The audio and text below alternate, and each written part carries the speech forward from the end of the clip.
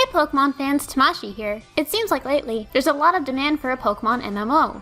And I have to admit, I understand why. I myself have wanted to try a Pokemon MMO ever since I was first introduced to the genre in the early 2000s. The Pokemon universe seems built for a real-time interactive experience with many different people.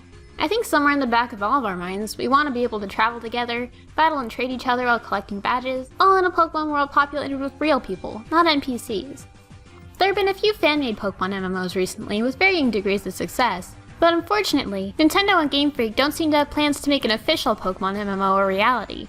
And today I'm going to share a few reasons why. Number 1. MMOs are not usually profitable and fail more often than succeed. Your standard MMO often costs between $60 and $100 million to develop. And on top of that, there is servers to maintain, ongoing maintenance and patches, and the constant development of new content.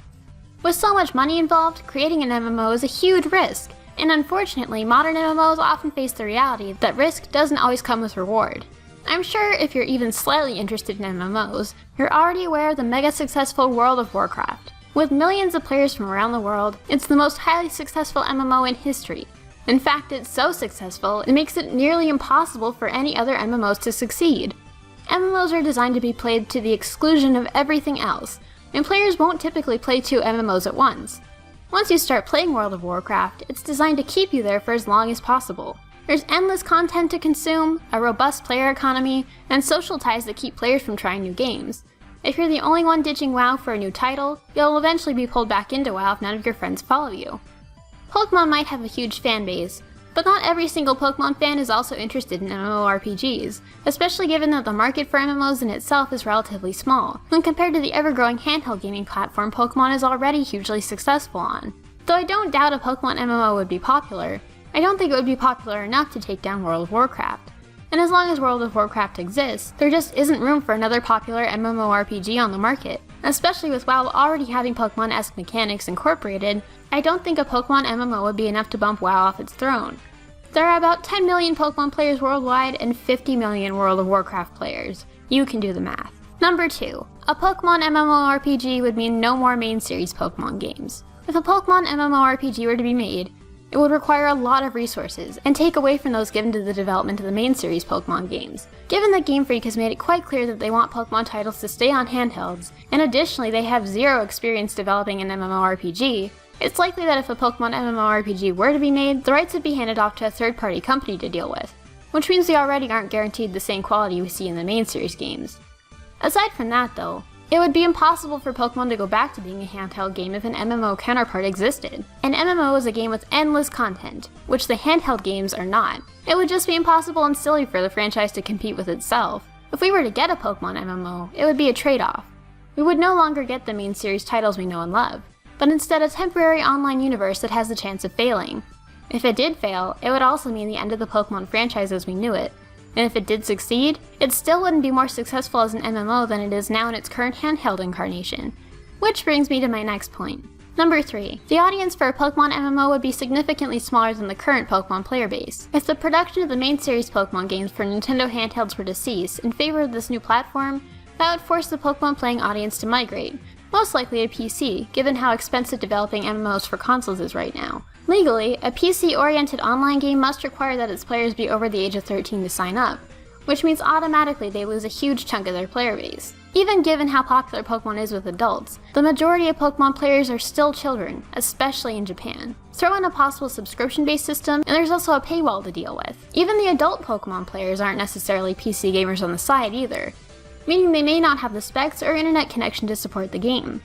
Suppose, though, that they somehow manage to get all 10 million current Pokemon players to sign up with the MMO. That is a massive server load for a publisher with very little experience running MMOs, and odds are the results won't be pretty. Number 4. Pokemon mechanically doesn't translate well into an MMORPG. In most MMORPGs, the combat is overworld in real time.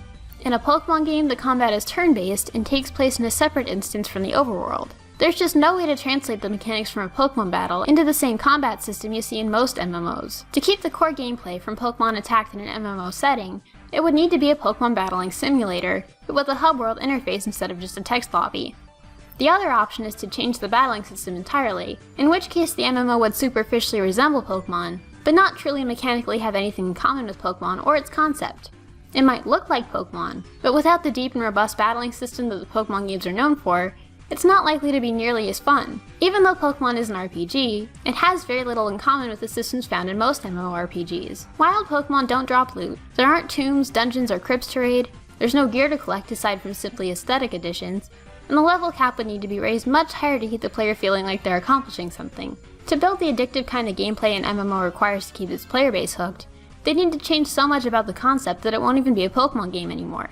Number 5. Pokemon is already pretty much an MMO. Pokemon is already an online game, just on a handheld console. You might not get to chat or interact with other players on the overworld, yet, but the mechanical interactions with other players are built in, with Wi-Fi battles and trading. Aside from being on a handheld rather than a PC, Pokemon is pretty much already what people are asking for. It sounds like what people want isn't really a traditional MMORPG with a Pokemon coat of paint, but just the same game we all know and love with more socially interactive features. Hopefully in X and Y we'll get some of that.